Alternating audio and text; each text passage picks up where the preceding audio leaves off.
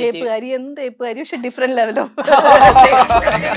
കർത്താവിന്റെ അമ്മയുടെ പേരുമായിട്ട് എന്റെ ജീവിതത്തിലേക്ക് കടന്നു വന്നിട്ട് യുവദാസിന്റെ അമ്മയുടെ പണിയാണ് എന്നോട് കാണിച്ചത്. ഇനിയിപ്പം പാർട്ട് 2 വരുമ്പോ അതിന് വേറൊരു എക്സ്റ്റൻഷൻ വരും. അതെ, അപ്പൊ അതിന്റെ ഒരു എക്സൈറ്റ്മെന്റ് ഉണ്ട്. കോസ്റ്റ്യൂം ഭയങ്കര ഇമ്പോർട്ടന്റ് ആണ്. കോസ്റ്റ്യൂം ഇടുമ്പോ തന്നെ അതിന്റെ ഒരു പകുതി നമ്മള് അതിലോട്ട് ആവും. പിന്നെ ഇന്നാവും ക്യാരക്ടറിന്റെ ഈ ഇതൊക്കെ ഇട്ട് കഴിയുമ്പോ തന്നെ നമ്മൾ അറിയാതെ ആ ബോഡി ലാംഗ്വേജ് ഒക്കെ ഒരു തമ്പുരാട്ടി വൈബൊക്കെ പിടിച്ച് 1983 കഴിഞ്ഞാൽ ഉടനെ കമ്മിറ്റ് ചെയ്യുന്നതും ആടാണ്. ഒരു സീനാണെങ്കിലും അല്ലെങ്കിൽ ഒരു വളരെ ചെറിയൊരു സ്ക്രീൻ ടൈമിൽ വരുവാണെങ്കിലും ആ സിനിമയ്ക്ക് ഉണ്ടാവുന്ന ഒരു പ്രോമിനൻസ് ഉണ്ടാവുമല്ലോ ആ ക്യാരക്ടറിന്, അത് ഭയങ്കര ഇമ്പോർട്ടൻ്റ് ആണ്. അപ്പോൾ അത് എനിക്ക് ആ സമയത്ത് എനിക്ക് ആടിൽ ഫീൽ ചെയ്തിട്ട് ചെയ്ത സിനിമയാണ്. സെക്കൻഡ് പാർട്ടിൽ നിങ്ങളൊക്കെ കണ്ട സീൻ നമ്മൾ ഫസ്റ്റ് പാർട്ടിൽ ഷൂട്ട് ചെയ്തതാണ്. അമലേൻ്റെ കൂടെ വർക്ക് ചെയ്യുക എന്ന് പറയുന്നത് ഒരു എന്താ പറയുക, അതൊരു ഭാഗ്യമാണ്. പുള്ളിയുടെ വർക്ക് ചെയ്യാൻ ഭയങ്കര ഈസിയാണ് ആക്ച്വലി. നിവിൻ്റെ കൂടെയൊക്കെ ഒരു സീൻ, അങ്ങനത്തെ സീൻ പെർട്ടിക്കുലറി ചെയ്യാൻ പറ്റുക എന്ന് പറയുന്നത് ഹാർഡാണ്. അത്രയും നിവിൻ ചിരിക്കും. നമ്മളും ചിരിച്ചു പോകും. അതായത് ആ ഇന്റർവെൽ പഞ്ച് അത് ആളുകൾ കൈയടിച്ചതാണ് എൻ്റെ ലൈഫിൽ ഏറ്റവും വലിയ ഇതാണ് ഞാൻ ഇനി ചെയ്യേണ്ടത്. എവരിബഡി വാസ് എക്സൈറ്റഡ് ഇതിനെ കുറിച്ച് പറയുമ്പോൾ. ഓ തമ്പുരാട്ടി തമ്പുരാട്ടി. സോ അത് ഭയങ്കര ഒരു നല്ലൊരു എക്സ്പീരിയൻസ് ആയിരുന്നു.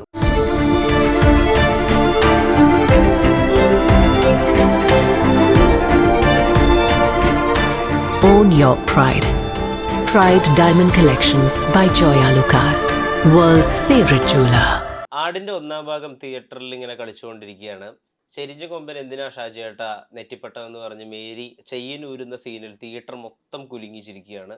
ഒരുപാട് കാലത്തിന് ശേഷം മലയാള സിനിമയിൽ ഒരു ലേഡി ക്യാരക്ടർ ആർട്ടിസ്റ്റ് ഒരു ഡയലോഗ് പറയുമ്പോൾ തിയേറ്റർ ചിരിക്കുക, അതിൻ്റെ ഒരു വലിയൊരു മൾട്ടിപ്പിൾ അവസ്ഥ അതിൻ്റെ രണ്ടാം ഭാഗത്തിന് ഉണ്ടാവുക. ആടിലെ മേരിയാണ് എന്നോടൊപ്പം ഉള്ളത്. സാക്ഷാൽ ശ്രിന്ദ, നമസ്കാരം.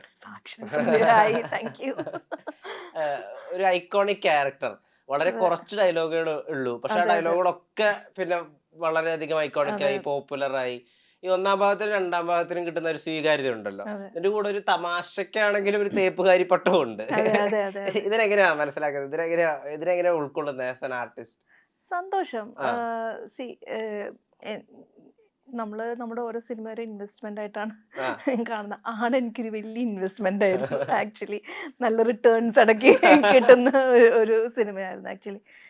എനിക്ക് എൻ്റെ തുടക്കം ലൈക്ക് ആദ്യത്തെ ഒരു ഫ്യൂ ഇയേഴ്സിൽ, എൻ്റെ കരിയറിൽ ആദ്യത്തെ ഒരു ഫ്യൂ ഇയേഴ്സിലുള്ള ഒരു സിനിമയാണ് ആട്. ആദ്യത്തെ കുറച്ച് സിനിമകളിൽ ഇമ്പോർട്ടൻ്റ് ആയിട്ടുള്ളൊരു സിനിമ തന്നെയാണ് ആട്.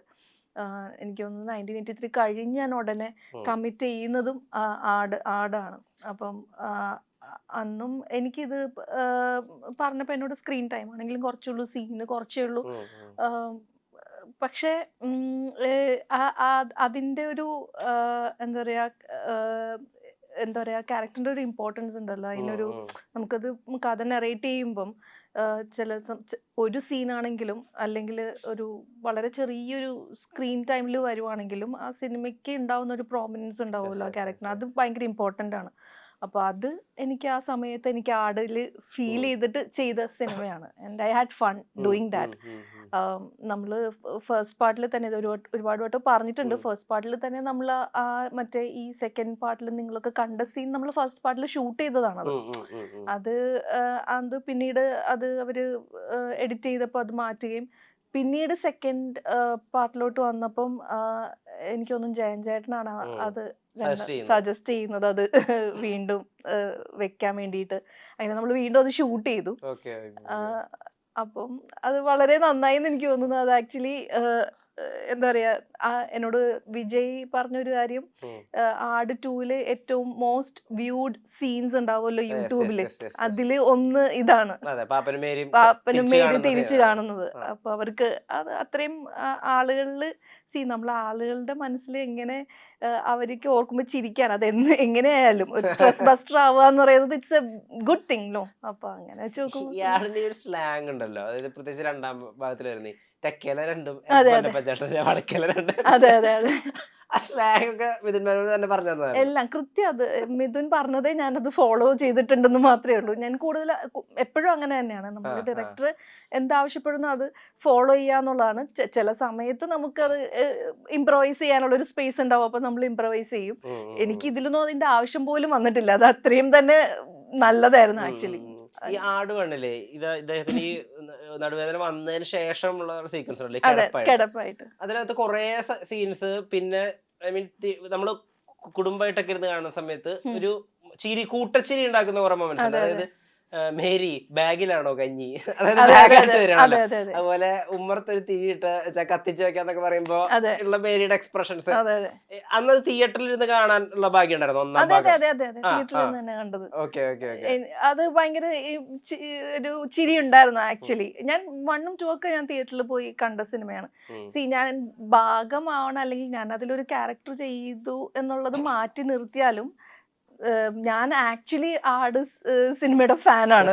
ലൈക്ക് ഐ തിങ്ക് എല്ലാവരും അതെ അല്ലെ. നമ്മള് അല്ല കുറേ സീനുകൾ നമ്മൾ ഇങ്ങനെ റിപ്പീറ്റ് ചെയ്ത് കണ്ടെങ്കിൽ നമ്മൾ നമ്മൾ ഡെയിലി ഒക്കെ നമ്മൾ എന്തെങ്കിലുമൊക്കെ പറയുന്ന ഡയലോഗ്സും ഒക്കെ ഉണ്ടല്ലോ. അപ്പം എനിക്ക് തോന്നുന്നു ഞാൻ എല്ലാ ക്യാരക്ടേഴ്സിന്റെ ഫാനാണ്. ഞാൻ ആക്ച്വലി 1ഉം 2 ഒക്കെ തിയേറ്ററിൽ കണ്ട് ആസ്വദിച്ച ഒരാളാണ്.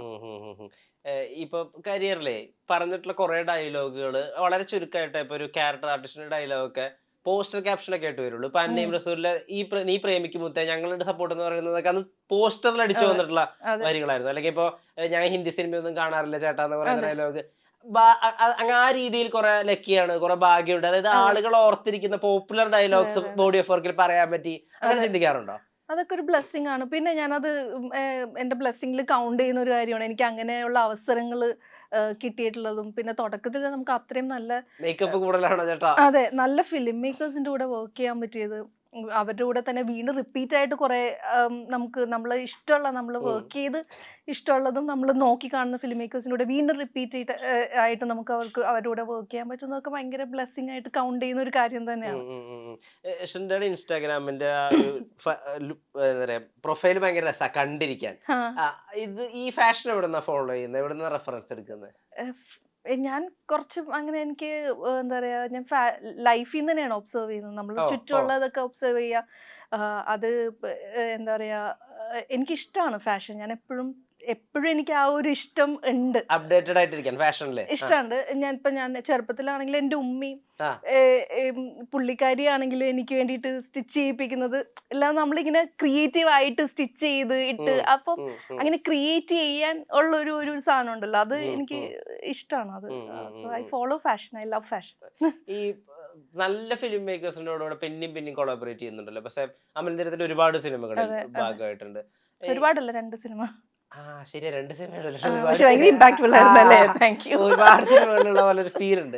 അപ്പം ഈ അങ്ങനത്തെ മേക്കേഴ്സിന്റെ കൂടെ വർക്ക് ചെയ്യുന്നതിനെ ഇപ്പൊ നമ്മളൊരു ക്യാരക്ടറിനെ അപ്രോച്ച് ചെയ്യുന്നതോ അല്ലെങ്കിൽ നമ്മൾ ഒരു സിനിമയിൽ നമ്മൾ പെർഫോം ചെയ്യുന്നതിന്റെ ഒക്കെ ഒരു പെർസ്പെക്റ്റീവ് മാറ്റും. ഇപ്പൊ അമൽനിരത്തിന്റെ സിനിമയിൽ അഭിനയിക്കുന്നത് അതെങ്ങനെയാ ഒന്ന് പറഞ്ഞു തരുമോ?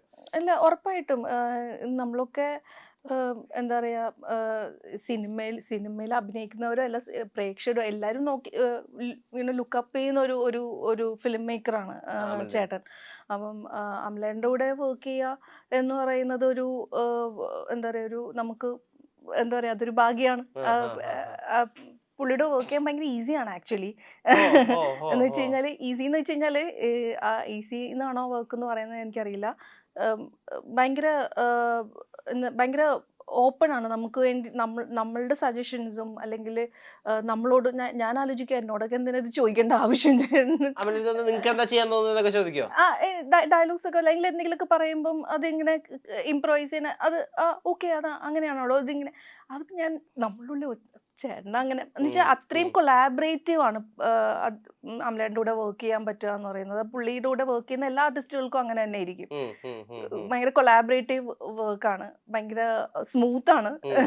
പിന്നെ നമുക്ക് ഷൂട്ടില്ലെങ്കിലും നമ്മളിപ്പോൾ ഒരു സ്ക്രിപ്റ്റ് വായിക്കുമ്പം ഇത് നമ്മൾ വായിക്കുമ്പോൾ നമ്മൾ ഉൾക്കൊള്ളുന്നത് പോലെയല്ലോ പുള്ളിയുടെ ഫ്രെയിമും ഒക്കെ. അപ്പൊ ഇത് എങ്ങനെയാ ചേട്ടൻ കൺസീവ് ചെയ്യുന്നത്, ഇതെങ്ങനെയാണ് ചേട്ടൻ ഇതെങ്ങനെയാണ് ഇത് എടുക്കാൻ പോകുന്നത് എന്നുള്ളൊരു ക്യൂരിയോസിറ്റി ഒക്കെ എനിക്ക് എപ്പോഴും ത്രൂ ഔട്ട് വർക്ക് ചെയ്യുമ്പോൾ ഉണ്ടായിരുന്നു. അത് നോക്കി കാണാനോ അത് അവിടെ പോയി ഇരുന്നിട്ട് വാച്ച് ചെയ്യാനൊക്കെ ഭയങ്കര അതൊരു സുഖമുള്ളൊരു, അത് ഹെൽപ്പ് ചെയ്യും, അത് ഒത്തിരി ഹെൽപ്പ് ചെയ്യും. ഡിസിപ്ലിനും ഹെയർ സ്റ്റൈൽ എങ്ങനെയായിരിക്കണം? ഭയങ്കര ഡിസിപ്ലിൻ ആണ്. എല്ലാ ആക്ടേഴ്സിന്റെയും അല്ലെങ്കിൽ ആ ഫ്രെയിമില് ബാക്കിൽ നിൽക്കുന്ന ആളുടെ ആണെങ്കിൽ പോലും അവർ എങ്ങനെയാണ് നിൽക്കുന്നത് എന്നുള്ളതൊക്കെ ഭയങ്കര കൃത്യമായിട്ട് പുള്ളിക്ക് അത് എല്ലാം നോട്ട് ചെയ്യും. Like that. ഹെയർ ഒക്കെ അത്രയും ശ്രദ്ധയുള്ളതുകൊണ്ടാണ് അത്രയും ഭംഗി തോന്നുന്നത്. അതെ, പിന്നെ അതിലൊരു കോംപ്രമൈസ് ഇല്ലാത്തതുകൊണ്ടാണ് ആ ഫ്രെയിം അങ്ങനെ.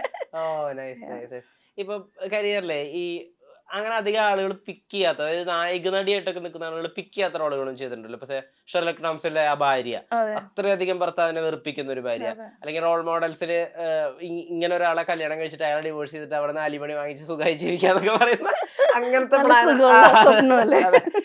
ക്രേസി ആയിട്ടുള്ളൊരു ആള്. ഇങ്ങനത്തെ റോൾ പിക്ക് ചെയ്യുമ്പോൾ ഇത് ജഡ്ജ് ചെയ്യോ ആളുകൾ? എനിക്ക് എന്നെ ഇനി ഇങ്ങനത്തെ നെഗറ്റീവ് ഷെയ്ഡിലേക്ക് മാത്രം വിളിക്കും, അങ്ങനത്തെ ഇൻഹിബിഷൻസ് ഒന്നും ഉണ്ടായിട്ടില്ലേ? എനിക്ക് അങ്ങനത്തെ ഇൻഹിബിഷനേ ഇല്ലാത്ത ഒരാളാണ് ഞാൻ. അങ്ങനെ ജഡ്ജ് ചെയ്യാത്തൊരു ഒരാളാണ് ആക്ച്വലി. അത് നമ്മള് സിനിമയായിട്ട് കാണാതിന് ഭയങ്കര ഓപ്പൺ ആയിട്ട് കാണാം. നമുക്ക് സിനിമയിലല്ലേ ഇതൊക്കെ ചെയ്യാൻ പറ്റുള്ളൂ. ചെയ്യാൻ പറ്റുന്നത് നമ്മൾ മാക്സിമം ചെയ്യുക എന്നുള്ളതാണ്. അത് നമ്മൾ വേറൊരു ആക്ച്വലി വേറൊരാളുടെ കഥയിൽ വേറൊരാളായിട്ട് ജീവിക്കാൻ പറ്റുകയാണ് അല്ലേ? അത് നമ്മളായിട്ടല്ലല്ലോ നിൽക്കുന്നത്. അപ്പൊ മാക്സിമം അതാവാൻ പറ്റുക, അത് അതിൽ അങ്ങോട്ട് ഹാപ്പി ആയിട്ട് ചെയ്യുക എന്നുള്ളതാണ്. അതിൽ കൂടുതലൊന്നും ചിന്തിക്കാറില്ല ഞാൻ. ഇപ്പോഴും ചെയ്യാൻ പറ്റാനുള്ള അവസരങ്ങൾ കിട്ടുക എന്നുള്ളത് മാത്രമാണ്. കൂടുതൽ അവസരങ്ങൾ കിട്ടണം. ഇതിങ്ങനെ കൂടുതൽ good bad ugly keep doing what ever it is. Like അത് ചെയ്യാൻ പറ്റുക എന്നുള്ളതാണ്. അത് ചെയ്യാൻ പറ്റുന്ന അവസരങ്ങൾ കിട്ടുക എന്നുള്ളതാണ് ഇമ്പോർട്ടന്റ്. ഇപ്പോഴും ഇപ്പൊ ആരുടെങ്കിലും ഒരു മേക്ക് ഓവർ ഫോട്ടോ ഒന്ന് പാളിപ്പോയാലോ, അല്ലെങ്കിൽ മേക്കപ്പ് കൃത്യമായിട്ടല്ല, അവരുടെ സ്കിൻ ടോണിന് മാച്ചിങ് അല്ലാതൊക്കെ വന്നു കഴിഞ്ഞിട്ടുണ്ടെങ്കിൽ മേക്കപ്പ് കൂടുതലായോ ചേട്ടാ എന്നുള്ള കമന്റ് വരുമല്ലോ. അത് കാലാതീതമായിട്ടുള്ള ഡയലോഗായിട്ട് മാറിയിരിക്കുന്നത്. അത് 14 ഇറങ്ങിയിട്ടുണ്ടായിരുന്നത്. ഇന്നിപ്പോ 10 വർഷം കഴിഞ്ഞിട്ട് പോയിരിക്കുന്നു ആ ഡയലോഗ്. അന്ന് ചെയ്യുമ്പോ ഇതിന് കുറെ കാലത്തൊരു ലൈഫ് ഉണ്ട് ഈ ഡയലോഗിന്. അതായത് ഇപ്പൊ എന്താ പറയാ, നീയൻ മോഹവല്ലി എന്നൊക്കെ പറയുന്ന ഡയലോഗ് പോലെ ഇത് കുറെ കാലം നീണ്ടു നിൽക്കും. അങ്ങനെ ഒരു തോട്ടൊക്കെ ഉണ്ടായിരുന്നു ആ സമയത്ത്? ഇല്ല, അങ്ങനത്തെ ഒരു തോട്ടം ഉണ്ടായിരുന്നില്ല. ആക്ച്വലി ആ സമയത്ത് ഐ എൻജോയ് ഡൂയിങ് ഇറ്റ്. ഇത് ചെയ്യുമ്പം I really enjoy doing it. ഇപ്പം മേക്കപ്പ് ഇങ്ങനെ ചെയ്തിട്ട് ഷൈൻ ചേട്ടൻ്റെ അടുത്ത് പോയി നിന്നപ്പോ ഷൈൻ ചേട്ടൻ ഇത് പോരാ, കുറച്ചും കൂടി എന്താ ഇത്രയും, എനിക്ക് അതിന്റെ എന്താണ് അതിന്റെ ഇമ്പാക്ട് എന്ന് എനിക്ക് അപ്പം മനസ്സിലായില്ല. പിന്നെ പോയിട്ട് വീണ്ടും മറ്റേ ബ്ലഷൊക്കെ ഭയങ്കരമായിട്ട് ഇട്ടിട്ട് അങ്ങനെ പോയി നിന്ന് അപ്പൊ എനിക്ക് ആ പ്രോസസ്സാണ്, പ്രോസസ്സ് ഭയങ്കര ഇമ്പോർട്ടൻ്റ് ആണ്. ആ പ്രോസസ്സ് ഞാൻ ഒരുപാട് എൻജോയ് ചെയ്തിട്ടുണ്ട്. ആ സമയത്ത് നമ്മൾ തന്നെ കുറെ ചിരിച്ചിട്ടുണ്ട്. നിവിൻ്റെ കൂടെയൊക്കെ ഒരു സീൻ, അങ്ങനത്തെ സീൻസ് പെർട്ടിക്കുലർലി ചെയ്യാൻ പറ്റുക എന്ന് പറയുന്നത് ഹാർഡാണ്. അത്രയും നിവിൻ ചിരിക്കും. നമ്മളും ചിരിച്ചു പോവും. So I enjoy doing it. അതെനിക്ക് ഓർമ്മയുണ്ട്. ഇതിന്റെ ഇമ്പാക്ട് ഇത്രയും നാളിഞ്ഞ ആൾക്കാര് അതെനിക്കറിയില്ല. പക്ഷെ തിയേറ്ററിൽ 1983 അതായത് ആ ഇന്റർവെൽ പഞ്ച്, അത് ആളുകള് കൈയടിച്ചതാണ് എൻ്റെ ലൈഫിൽ ഏറ്റവും വലിയ ഹൈ. ഇതാണ് ഞാൻ ഇനി ചെയ്യേണ്ടത്. അതൊരു ഹൈ ആണ്. അതെനിക്ക് അന്നേറസിൽ ചെയ്തപ്പോഴും ഉണ്ടായിരുന്നു. ഓക്കെ, ഇത് കൊള്ളാം, പരിപാടി കുറച്ചും കൂടി ചെയ്യാൻ പറ്റുമായിരിക്കും എന്നുള്ളത്. പക്ഷെ അതിന്റെ ഒരു ഇമ്പാക്ട് മാക്സിമം എനിക്ക് കിട്ടിയത് 1983 ആ ഒരു ഫസ്റ്റ് ഷോ 6 മണിക്കത്തെ ഷോയ്ക്കാണ് ഞാൻ പോയത്. അപ്പം ആളുകള് കൈയടിച്ചപ്പം ഇതാണ്, ഈ കയ്യടിക്കാണ് നമ്മള് നിക്കുന്നത്. അതൊരു ഭയങ്കര അതൊന്ന് ഉൾക്കൊള്ളാൻ പറ്റിയ. സച്ചിനെ അറിയാത്തൊരു പെൺകുട്ടി ഉണ്ടാവും, അത് വായിക്കുമ്പോ കൺവിൻസിംഗ് ആയിരുന്നു. അല്ല, ഷൈൻ ചേട്ടൻ എൻ്റെ അടുത്ത് പറഞ്ഞായിരുന്നു. അത് ആക്ച്വലി പുള്ളിയുടെ വീടിന്റെ അടുത്തുള്ള പുള്ളിയുടെ ഫ്രണ്ടിന്റെ ലൈഫിൽ അതൊക്കെ കുറച്ച് അവിടെ നിന്ന് ഇവിടുന്നൊക്കെ അങ്ങനത്തെ കുറെ ഇതുണ്ടായിരുന്നു. ഫിൽമോഗ്രഫി എടുത്ത് നോക്കുകയാണെങ്കിൽ തന്നെ ഇപ്പൊ മലയാള സിനിമയുടെ ബെസ്റ്റ് സിനിമകൾ എന്ന് പറയുന്ന കുറെ സിനിമകളിൽ ഇപ്പൊ അന്നയും റസൂലും, 1983, ഭീഷ്മപർവം എന്നൊക്കെ പറഞ്ഞാൽ പോസ്റ്റ് കോവിഡ് നമ്മുടെ ഒരു കാഴ്ചാശീലം തന്നെ മാറ്റിയ സിനിമകളാണല്ലോ. ഇങ്ങനത്തെ വർക്കുകളിൽ ഭാഗമാവുക, അതായത് ഫിലിമോഗ്രഫിയിൽ ഇങ്ങനത്തെ പ്രധാനപ്പെട്ട സിനിമകളൊക്കെ ഉണ്ടാവുക, ഇതിന് ഒരു ആക്ടർ എങ്ങനെയാവേണ്ടത്? അയാളുടെ സ്കിൽ സെറ്റ് നന്നാവുകയാണോ വേണ്ടത്, അതോ അയാളുടെ കോണ്ടാക്ട്സ് നന്നായി മെയിൻറ്റെയിൻ ചെയ്യണം? എന്താ ശരിക്കും അതിന്റെ ഒരു? എല്ലാം വേണം. എല്ലാത്തിന്റെയും ഒരു അംശം വേണം ഡെഫിനറ്റ്ലി. നമ്മൾ ആളുകളായിട്ട് ഇന്ററാക്ട് ചെയ്യണം, നമ്മള് റെലവെന്റ് ആയിട്ട് ഇരിക്കുക എന്നുള്ളത്, അപ്ഡേറ്റ്. അതെ, അത് ഈ പറഞ്ഞ പോലെ ഈ എല്ലാത്തിന്റെയും ഒരു ചെറിയ ഒരു ഇത് വേണ്ടി വരുമായിരിക്കും. ഞാൻ ഇതിന്റെ ആടിനെ സംബന്ധിച്ചിടത്തോളം ഏറ്റവും ഇമ്പോർട്ടന്റ്, ഏറ്റവും നല്ല ടീമിന്റെ കൂടെ വർക്ക് ചെയ്യാൻ പറ്റുക എന്നുള്ളതാണ്. സർക്കിള് നന്നാവുക. സർക്കിൾ അല്ല, നമ്മൾ ചെയ്യുന്ന സിനിമകൾ Okay, okay, okay. അതൊരു കൊളാബറേറ്റീവ് ആ ഒരു പ്രോസസ്സ് എല്ലാവർക്കും അങ്ങോട്ടും ഇങ്ങോട്ടും അണ്ടർസ്റ്റാൻഡിങ് ആയിട്ട് നന്നായിട്ട് ചെയ്യാൻ പറ്റുക എന്നുള്ളതാണ്, നല്ല സിനിമകൾ ചെയ്യുക എന്നുള്ളതാണ്. ഇപ്പൊ നമ്മുടെ ആടിന്റെ കാര്യം സംസാരിക്കുന്ന സമയത്ത് വിജയ് ബാബു എന്നോട് പറഞ്ഞു ഇപ്പൊ ഈ സിനിമ കാണുന്നത് ജെൻസി കുട്ടികളാണ്. അപ്പൊ അവരുടെ തമാശകൾ എന്നൊക്കെ പറഞ്ഞപ്പോ ഇപ്പൊ ഹാഷറിന്റെ ഒക്കെ റീലുകളൊക്കെ കണ്ടിച്ചിരിക്കുന്ന കുട്ടികളാണ്. അപ്പൊ കോണ്ടെക്സ്റ്റ് ഇല്ലാതെ ചിരി ഉണ്ടാക്കുന്ന ആള്. റീലിന് അങ്ങനെ ഒരു കോണ്ടെക്സ്റ്റ് ഉണ്ടാവില്ലല്ലോ, ഒരു സന്ദർഭം അവിടുത്തെ ചിരി അത്രയല്ലേ ഉള്ളൂ. അതായത് കണ്ടിന്യൂസ് ആയിട്ടുള്ള ചിരിയുടെ ഒരു കണ്ടിന്യൂഷൻ അല്ലല്ലോ അത്. അപ്പൊ അങ്ങനത്തെ ആളുകളുണ്ട്, അല്ലെങ്കിൽ ഇപ്പത്തെ ടേംസ് ഉണ്ട്. അപ്പൊ അതൊക്കെ വെച്ചിട്ടാണ് ഇതിന്റെ സ്ക്രിപ്റ്റിലൊക്കെ പല പോർഷൻസ് വർക്ക് ചെയ്തിട്ടുള്ളത്. എന്നാൽ വല്ലാതെ ജെൻസി ആയിട്ടില്ല, എല്ലാവർക്കും ഒന്ന് ജനറലി അപ്പീലിംഗ് ആവുന്ന വിധത്തിൽ. അപ്പൊ പെർഫോമേഴ്സ് എന്നുള്ള രീതിയിലും ഇപ്പോഴത്തെ കുട്ടികൾക്ക്, അതായത് ജെൻസി അനിയും ഒക്കെ കാണുന്ന കുട്ടികളുടെ മുമ്പിലാണല്ലോ ഇനി കൃഷ്ണന്റെ പെർഫോം ചെയ്യുക ആസ് ആൻ ആക്ടർ. അപ്പൊ എങ്ങനെയാ വാലിഡ് ആവുക, എങ്ങനെയാ സ്വയം അപ്ഡേറ്റഡ് ആയിട്ടിരിക്കുക, ഇതിന് എന്തൊക്കെയാണ് സോഴ്സസ്? സീരീസുകളാണോ കാണുന്നത്, അതോ യങ് ആയിട്ടുള്ള ആളുകളോട് സംസാരിക്കുന്നതാണോ? എല്ലാം ഉണ്ട്. ചുറ്റുമുള്ള കാര്യങ്ങളെ കുറിച്ച് നമ്മൾ ബോധവൽക്കരായിട്ടിരിക്കുക എന്നുള്ളതാണ് നമ്മുടെ ചുറ്റുമുള്ള എല്ലാ കാര്യവും. അതായത് ഈ പറയുന്ന എൻ്റെ ആക്ച്വലി ഇപ്പോൾ ഉള്ള കുറച്ച് ഫ്രണ്ട്സ് ആക്ച്വലി അവർ ഭയങ്കര മെച്ചുവേർഡാണ്. നമ്മൾ തന്നെ അറിയില്ല, കുറച്ച് കഴിയുമ്പോഴേ നമ്മൾ അറിയാം ഇവരൊക്കെ ജെൻസിയാണോ. നമ്മൾ കുറച്ച് അത്രയും ഇയർ ഒരു ഗ്യാപ്പ് ഉണ്ടെങ്കിലും പക്ഷെ ഈ പറയുന്ന ജെൻസി എന്ന് പറയുന്ന ഭയങ്കര മെച്ചുവേർഡ് ആയിട്ടാണ് അവർ ഓരോ ഭയങ്കര പ്രാക്ടിക്കൽ, ഭയങ്കര മെച്ചുവേർഡ്, ഭയങ്കര രസമാണ് അവരുടെ കോൺവെർസേഷൻസും അവരുടെ ലൈഫിലെ പെർസ്പെക്റ്റീവും വ്യൂസും ഒക്കെ. പിന്നെ നല്ല മ്യൂസിക് കേൾക്കുക, നല്ല അതൊക്കെ തന്നെ. സിനിമകൾ പിന്നെ എപ്പോഴും കാണാം, സിനിമകൾ കീപ് വാച്ചിങ്. അതെനിക്ക് ഇപ്പൊ 22FK ഇറങ്ങുന്ന സമയത്ത് അത് മലയാള സിനിമയുടെ തലക്കടിച്ച ഒരു ന്യൂ ജനറേഷൻ സിനിമയാണ്. അതിന്റെ സിനിമയുടെ പ്രതികാരവും അതിനുണ്ടായിരുന്ന മ്യൂസിക്, അവയിലെ മ്യൂസിക്, അതിൽ വന്നിട്ടുണ്ടായിരുന്ന കോസ്റ്റ്യൂംസ്, ഒരു മൈൻഡ് ബെൻഡിങ് സിനിമയായിരുന്നല്ലോ 22FK. അതില് ശ്രദ്ധയുടെ റോളും അതുവരെ അങ്ങനെ എഴുതപ്പെടാത്ത ഒരു റോളൊക്കെ ആയിരുന്നു. അപ്പൊ അങ്ങനത്തെ ഒരു ടീമിന്റെ കൂടെ തുടങ്ങാനായി. അപ്പൊ ഇപ്പോഴും അവരുടെ കൂടെ അത്രയും സൗഹൃദമൊക്കെ ഉണ്ടല്ലോ.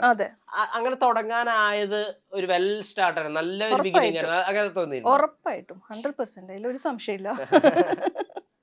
ഉറപ്പായിട്ടും.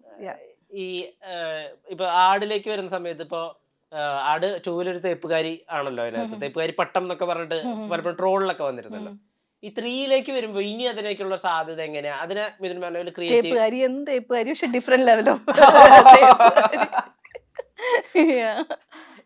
ഇതില് കുറെ 2 ടൈം സോണുകളൊക്കെ ഉണ്ടെന്ന് പറയുന്നു, ഒരുപാട് സർപ്രൈസിങ് എലമെന്റ്സ് ഉണ്ടെന്ന് പറയുന്നു. എങ്ങനെയുണ്ട് ഈ പുതിയ ആടിന്റെ ലോകം? ഭയങ്കര ഡിഫറെന്റ് യൂണിവേഴ്സ്. എന്നെ സംബന്ധിച്ച് ഞാൻ എല്ലാവരുടെ അടുത്തും പറയാതെ എനിക്ക് ഭയങ്കര അപ്ഗ്രേഡ് കിട്ടിയ കുറെ കാലത്തിന് ശേഷം, ലൈക്ക് കുറെ കാലമല്ല, I think maybe first time അങ്ങനെ ഒരു സിനിമ കണ്ടവർക്ക് അറിയാൻ പറ്റും. എൻ്റെ ഒരു ലുക്കും കാര്യങ്ങളും മൊത്തം പരിപാടികളൊക്കെ കുറച്ച് ഡിഫറെന്റ് ആണ്. അത് ഭയങ്കര സന്തോഷം. എൻ്റെ അടുത്ത് ആട് അനൗൺസ് ചെയ്തിട്ട് എൻ്റെ അടുത്ത് വിജയ് വിളിച്ച് ഇതിനെക്കുറിച്ച് നമ്മൾ സംസാരിച്ചപ്പോഴും he was also excited, everybody was excited ഇതിനെക്കുറിച്ച് പറയുമ്പോൾ. ഓ തമ്പുരാട്ടി തമ്പുരാട്ടി. സോ അത് ഭയങ്കര ഒരു നല്ലൊരു എക്സ്പീരിയൻസ് ആയിരുന്നു. ഇത്രയും സമയം ഒരുങ്ങാനിരിക്കുക. നമ്മളൊരു ക്യാരക്ടറിൽ കയറുമ്പം കോസ്റ്റ്യൂം ഭയങ്കര ഇമ്പോർട്ടന്റ് ആണ്. കോസ്റ്റ്യൂം ഇടുമ്പോൾ തന്നെ അതിന്റെ ഒരു പകുതി നമ്മള് അതിലോട്ട് ആവും, പിന്നെ ഇന്നാവും.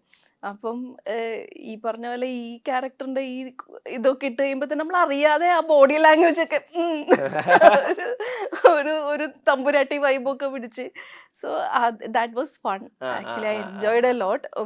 പിന്നെ കുറച്ചും കൂടി ഇതില് ഇനിയിപ്പം പാർട്ട് 2 വരുമ്പോ അതിന് വേറൊരു വരും. അതെ, അപ്പൊ അതിന്റെ ഒരു എക്സൈറ്റ്മെന്റ് ഉണ്ട്. ഈ ഇപ്പൊ ബോഗൻവില്ലിലെ അവസാനം ഇവരൊക്കെ ഇത്രയേ ഉള്ളൂ എന്ന് പറയുന്ന ഡയലോഗ് അന്ന് തിയേറ്ററിൽ അതിനോടൊപ്പം കാണുമ്പോൾ കയ്യടിയും ഭയങ്കര ആഘോഷമായിരുന്നു. പിന്നെ ആ സീൻ മാത്രം കട്ട് ചെയ്തിട്ട് ഫേസ്ബുക്കിൽ വിചാരണയ്ക്ക് വെച്ചിട്ടായിരുന്നു ഇത് ഭയങ്കര ഫോഴ്സ്ഡ് ആയിട്ട് തോന്നുന്നു ഈ സീക്വൻസ് എന്നുള്ളത്. ഇതിനെ ശ്രദ്ധ എങ്ങനെയാ മനസ്സിലാക്കിയിട്ടുള്ളത്? അതായത് ഇങ്ങനെ സീൻസ് കട്ട് ചെയ്ത് ഒരു സെപ്പറേറ്റ് ആയിട്ട് എടുത്ത് വെച്ച് ജഡ്ജ് ചെയ്യുന്നത് നല്ലൊരു പ്രവണതയായിട്ട് ഫീൽ ചെയ്യുന്നുണ്ടോ? ഇത് ഓരോ മനുഷ്യന്മാര് കാണുമ്പോ അവർക്ക് തോന്നുന്ന കാര്യമുള്ളൂ. നമ്മൾ അവരുടെ ഇതിനെ നമ്മൾ ആരെയും ഇല്ല കാണുന്നില്ല. അത് നമ്മളൊരു സിനിമ ചെയ്ത് നമ്മൾ ആ സിനിമ പുറത്തോട്ട് പിന്നെ കാണുന്ന പ്രേക്ഷകരാണ്. അവർക്ക് അവരവരുടെ അഭിപ്രായം പറഞ്ഞാൽ അവരുടെ അഭിപ്രായങ്ങളെ മാനിക്കുക എന്നുള്ളതാണ്. അപ്പൊ അതിലവർക്ക് അത് വർക്കായിട്ടില്ലെങ്കിൽ വർക്കായില്ല. വർക്കായ ഒത്തിരി പേരുണ്ട്. ഈ പറയുന്ന പോലെ ജെൻസി കിഡ്സ് എന്നൊക്കെ പറയുന്ന ഒത്തിരി പിള്ളേര് ഒരു സമയം എൻ്റെ അടുത്ത് മെസ്സേജ് അയച്ചിട്ടുണ്ട്, ചേച്ചി വി ലവ്. സോ ഇത് വർക്ക് ആവാത്ത സ്പേസും ഉണ്ട്, വർക്ക് ആവുന്ന സ്പേസും ഉണ്ട്. എനിക്ക് തോന്നുന്നത് അങ്ങനെ തന്നെയല്ലേ എപ്പോഴും. ഈ ഇപ്പം എന്താ പറയാ, ഇപ്പൊ ഷെർലോക്ക് ടോംസ് കണ്ട, അത് ചില ആളുകൾക്ക് അത് ഭയങ്കര ഫണ്ണായിട്ട്, ചില ആൾക്ക് റിലേറ്റബിൾ ആയിട്ട്, ചില ആളുകൾക്ക് ഇവളിത് എന്തോ ഓവറാണ് ചെയ്യുന്നത്. സോ എപ്പോഴും ആ ഒരു ഇതുണ്ടാവും. നമുക്കതിൽ എന്താണ് നമ്മളുടെ ഒരു ബുദ്ധിക്ക് നമുക്കത് എങ്ങനെയാണ് അതെങ്ങനെ നമ്മൾ മനസ്സിലാക്കി നമ്മൾ എടുക്കുന്ന ഉൾക്കൊള്ളുന്നതെന്ന് അനുസരിച്ചിരിക്കും. അത് എനിക്ക് അത് കഴിഞ്ഞു, അത് ഇപ്പൊ കഴിഞ്ഞു, അത് കണ്ടു. ഓക്കെ, അതിലിനി ഇനി എനിക്ക് എന്താ ചെയ്യാൻ പറ്റുക എന്നുള്ളതാണ്. ഞാൻ വാട്ട്സ് നെക്സ്റ്റ് എന്നുള്ളതാണ്. അതുമേ തന്നെ നമ്മളിങ്ങനെ പിടിച്ച് നിന്നിട്ട് കാര്യമില്ലല്ലോ. സോ അത് വർക്ക് ആയിട്ടില്ലെങ്കിൽ അത് എന്തുകൊണ്ട് വർക്ക് ആയില്ല, ഓക്കെ ഇനി വർക്ക് ചെയ്യുമ്പം എങ്ങനെയാ, അത് നമ്മളല്ലേ. ഇറ്റ്സ് ലൈക്ക് ഞാൻ നേരത്തെ പറഞ്ഞ പോലെ കീപ് ഡൂയിങ്. അത് ചെയ്യാനുള്ള അവസരങ്ങൾ ഇനി ഉണ്ടാവുക എന്നുള്ളതാണ് സിനിമ ഇനിയും ചെയ്യാൻ പറ്റുക, അത് ചെയ്തുകൊണ്ടേ ഇരിക്കുക. അതിനുള്ള സിനിമയിൽ അഭിനയിക്കാത്ത, അത് വളരെ കുറച്ച് സിനിമകളിൽ ഒരു വർഷമൊക്കെ ചെയ്യുന്നുള്ളൂ. അഭിനയിക്കാതെ ഇരിക്കുന്ന സമയത്ത് തിയേറ്റർ ചെയ്യുന്നുണ്ടോ, അല്ലെങ്കിൽ മറ്റെന്തെങ്കിലും ക്രിയേറ്റീവ് പ്രോസസ്സിന്റെ ഭാഗമാവുന്നുണ്ടോ? ബാക്കിയുള്ള സമയങ്ങളിൽ എവിടെയാണ് ശ്രദ്ധ? അതെന്താ അങ്ങനെ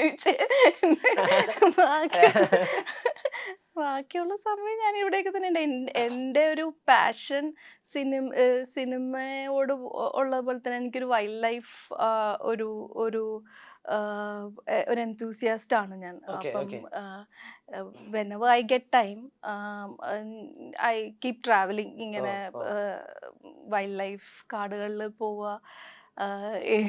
ഇങ്ങനെ ഓരോ ഇങ്ങനെ ടൈഗേഴ്സിനെ കാണുക, പ്രത്യേകിച്ച് വൈൽഡ് കാറ്റ്സ്, ബിഗ് കാറ്റ്സിന്റെ ഒരു ഫാനാണ് ഞാൻ. പൂച്ചസാർ ഫാനാണ്, കട്ട പൂച്ചസാർ ഫാനാണ്. ഞാനിപ്പോ മറ്റേ പൂച്ച റീൽസ് കാണാറുണ്ട്. മലയാളത്തില് ഇല്ല, ഈ മറ്റേ ഇങ്ങനെ വേറെ ഉണ്ടോ മലയാളത്തിൽ? അതായത് പൂച്ച ചെയ്യുന്ന ചില കാര്യങ്ങൾക്ക് മനുഷ്യന്റെ ഒരു വോയിസ് ഓവർ കൊടുത്തിട്ട്, മലയാളത്തിൽ ഒരു വോയിസ് ഓവർ കൊടുത്തിട്ട്. ആണോ? പൂച്ച ട്രോളുകൾ ആണല്ലേ? ചില ട്രോളൊക്കെ ഞാൻ കണ്ടിട്ടുണ്ട്. ഞാൻ ഇങ്ങനെ കാടുകളിലൊക്കെ പോവുക, ഫോട്ടോഗ്രാഫി ഇഷ്ടമാണ്. അങ്ങനെ ഇപ്പൊ ഈ പൂച്ചകളെ പറ്റി പറഞ്ഞപ്പോഴേ പലപ്പോഴും പറഞ്ഞിട്ടുണ്ട്, ശരിക്കും ആക്ടേഴ്സ് ഏറ്റവും അധികം ഒബ്സർവ് ചെയ്യേണ്ട മൃഗങ്ങളിൽ ഒന്നാണ് പൂച്ച അത്ര. കാരണം അത്രയധികം എക്സ്പ്രഷൻസും അത്രയധികം ആറ്റിറ്റ്യൂഡും അത്രയധികം ബോഡി ലാംഗ്വേജ് വെച്ച് ഒരുപാട് കാര്യങ്ങൾ ചെയ്യുന്ന ഒരാളാണല്ലോ പൂച്ച. സന്തോഷവും അല്ലെങ്കിൽ ഒരു സ്റ്റഡി മെറ്റീരിയൽ ആയിട്ട് ഉപയോഗിക്കാൻ പറ്റാറുണ്ടോ പൂച്ചേനെ? അറിയില്ല, നമ്മളെല്ലാം ഒബ്സർവ് ചെയ്യാന്നുള്ളതാണ്. പൂച്ച കാറ്റ് വോക്ക് ഇൻസ്പയർ ചെയ്യുന്നതിന് അങ്ങനെയല്ലേ? അതുകൊണ്ട് ഞാൻ പറഞ്ഞ ആറ്റിറ്റ്യൂഡ് എന്ന് പറഞ്ഞത്, കാറ്റ് വോക്ക് എന്ന് പറയുന്നത് തന്നെ അതാണ്. അപ്പം പൂച്ച, പട്ടി, പൂച്ച ഐ സീരിയസ്ലി ഡോണ്ട് നോ. പക്ഷേ നമ്മള് എന്താ പറയാ, എല്ലാം ഒബ്സർവ് ചെയ്യുക, ചുറ്റുമുള്ള കാര്യത്തിനെ കുറിച്ച് നമ്മൾ ഈ പറഞ്ഞ പോലെ അവെയർ ആയിട്ടിരിക്കുക എന്നുള്ളത് ഭയങ്കര ഇമ്പോർട്ടന്റ് ആണ്. ഈ ഫോറസ്റ്റിനകത്ത്, ഡെൻസ് ഫോറസ്റ്റിനകത്ത് പോയാൽ നമുക്ക് കിട്ടുന്ന ഒരു സമാധാനം അത് പറയാതിരിക്കാൻ പറ്റും, വാക്കുകൾക്ക് അതീതമാണെന്ന് പറയുന്നുണ്ട്. എന്താ ശരിക്കും അങ്ങനെ പറയുന്നത്? ഞാൻ പോയിട്ടില്ല, അതുകൊണ്ട് പോണം, എന്നാലല്ലേ അറിയാൻ പറ്റുള്ളൂ. വാക്കുകൾക്ക് അതീതമാണെന്ന് പറയുമ്പം അതപ്പോ പോയി തന്നെ എക്സ്പീരിയൻസ് ചെയ്യുക, ഒരിക്കലും എക്സ്പീരിയൻസ് ചെയ്യുക, ഭയങ്കര രസമാണ്.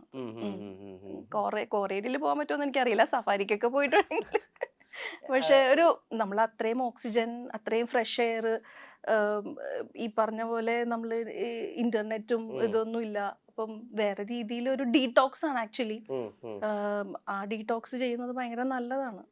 ഈ രാജവെമ്പാലയൊക്കെ തൊട്ടടുത്ത് കാണാൻ പറ്റാറുണ്ടോ? അയ്യോ ഇല്ല, രാജവെമ്പാല ഓക്കെ ഇപ്പൊ വരാ ഈ വഴി കൂടി ഇല്ല. ഒരു വട്ടമായിട്ടേ നമ്മളുടെ ജീപ്പിന്റെ ഫ്രണ്ടിൽ കൂടി ക്രോസ് ചെയ്ത് പോയിട്ടുണ്ട്. അത് രാജവെമ്പാലയാണോന്ന് എനിക്കല്ല. വെള്ളിക്കട്ടൻ, അതിന് ആക്ച്വലി എൻ്റെ കൂടെ ഉണ്ടായിരുന്ന പുള്ളി എൻ്റെ മുമ്പില് എൻ്റെ ഫോട്ടോഗ്രാഫർ ആയിരുന്നു. പുള്ളി ഫ്രണ്ടിൽ പോയിട്ട് പുള്ളി ഫോട്ടോ എടുത്തിട്ട് ഇത് ഇപ്പൊ ക്രോസ് ചെയ്തോളൂ എന്ന് പറഞ്ഞാൽ എന്നെ കാണിച്ചു. എൻ്റെ കിളി പോയാണ് ഫോട്ടോ എടുക്കുക. അങ്ങനെ ഫോട്ടോ ഇടുന്നുണ്ട്, കണ്ടിട്ടില്ല, എൻകൗണ്ടർ ചെയ്തിട്ടില്ല.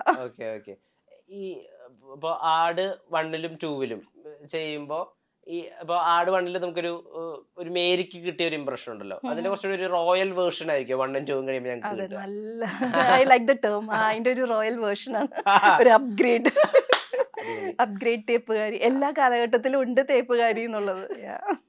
ശരിക്കും ഇങ്ങനെ ഈ ഒരു റിലേഷൻഷിപ്പ് ബ്രേക്ക് ആവുന്നതേ പലപ്പോഴും ഈ പെൺകുട്ടിയുടെ തലയിലിട്ട് അവർക്ക് ഒരു തേപ്പുകാരി പട്ടം കൊടുക്കുന്നത് സോഷ്യൽ മീഡിയ ട്രെൻഡ് ഉണ്ടല്ലോ, അത് കാണുമ്പോൾ എന്തൊക്കെ എന്താ തോന്നാറ്?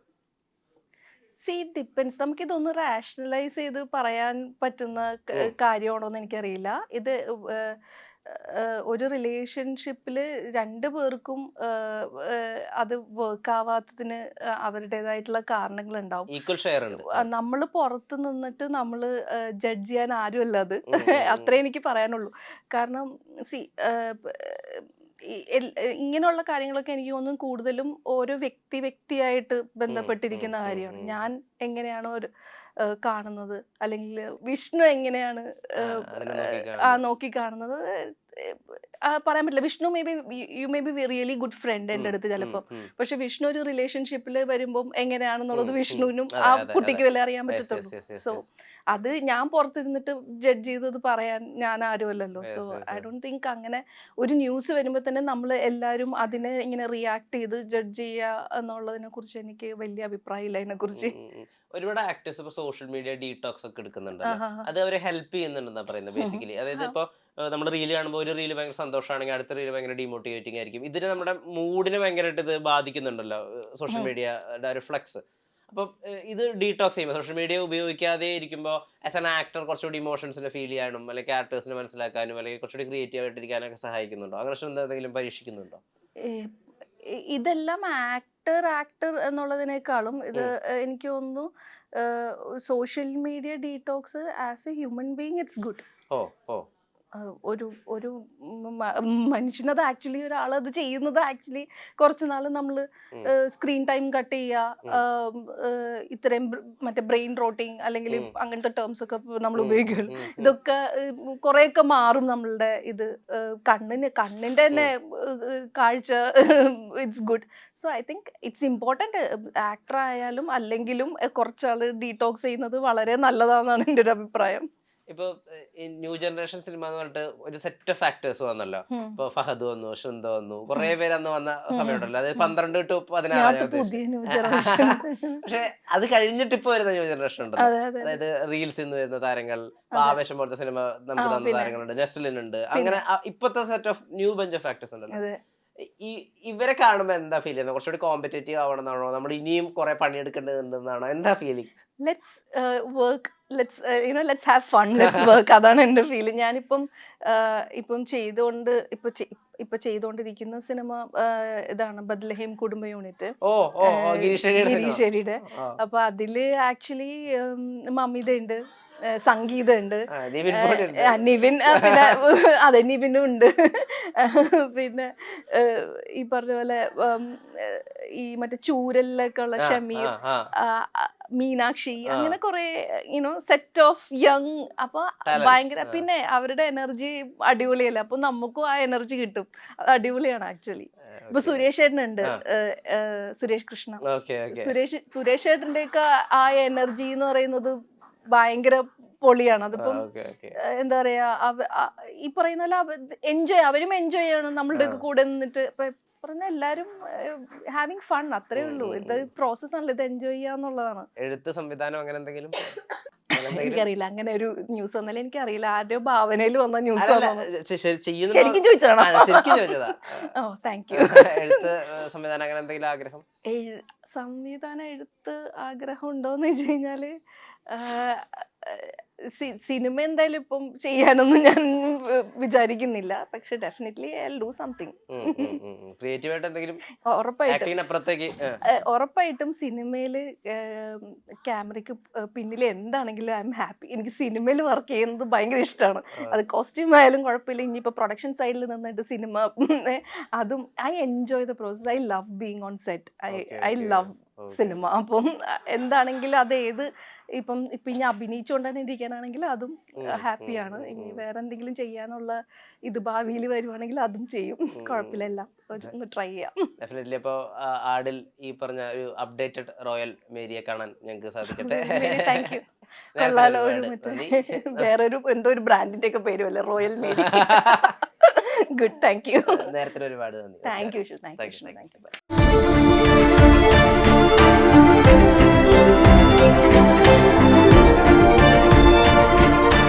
Own your pride. Pride Diamond Collections by Joya Lucas, world's favorite jeweler.